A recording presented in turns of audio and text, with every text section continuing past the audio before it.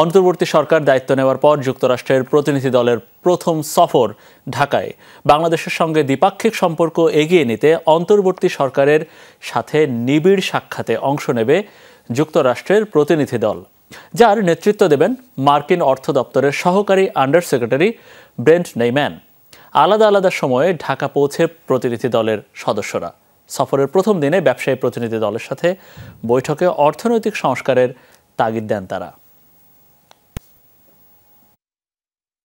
3 দিনের সফরে সকালে ঢাকায় আসেন যুক্তরাষ্ট্রের অর্থ দপ্তরের সহকারী আন্ডার সেক্রেটারি ব্রেন্ট নেইম্যান।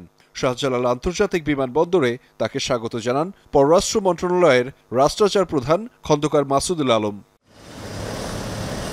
পরে বেলা 11টার দিকে গুলশানে মার্কিন রাষ্ট্রদূতের বাসভবনে বাংলাদেশের ব্যবসায়ী প্রতিনিধিদের সাথে বৈঠক করেন ব্রেন্ট নেইম্যান। বৈঠকে জ্বালানি নিরাপত্তা, ডাটা সেন্টার, পরিবহন ও অর্থনৈতিক সংস্কার বিষয়ে আলোচনা হয়। এ সময় বেসরকারি খাতে বাণিজ্য ও বিনিয়োগের আহ্বান জানান ব্যবসায়ীরা। এখন যে এনভায়রনমেন্টটা আছে আপনার বিজনেস ইকোসিস্টেমটা, এটা কতটুকু সাপোর্টিভ, বা আমরা কোন সেক্টরে আপনার ইনভেস্টমেন্ট আছে, কোন সেক্টর কি ধরনের চ্যালেঞ্জ ফেস করছে, বা কোন ইমপ্রুভমেন্ট আমরা দেখছি কিনা, এই জিনিসগুলো নিয়ে আলোচনা হয়েছে। বিকেলে ঢাকায় আসেন মার্কিন পররাষ্ট্র দপ্তরের দক্ষিণ ও মধ্য এশীয় বিষয়ক অ্যাসিস্ট্যান্ট সেক্রেটারি ডোনাল্ড লু। দিল্লি সফর শেষে ঢাকায় আসেন তিনি। সাথে ছিলেন প্রতিনিধি দলের সদস্য জেরড ম্যাসন।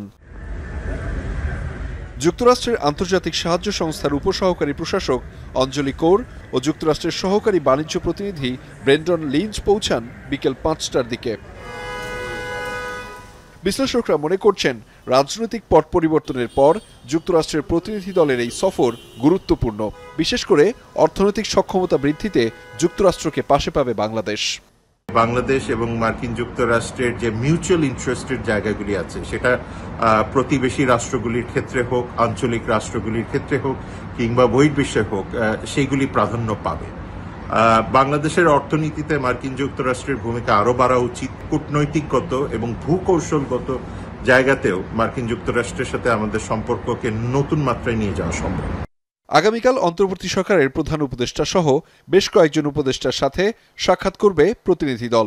সই হতে পারে $200 মিলিয়ন তড়িৎ সহায়তার।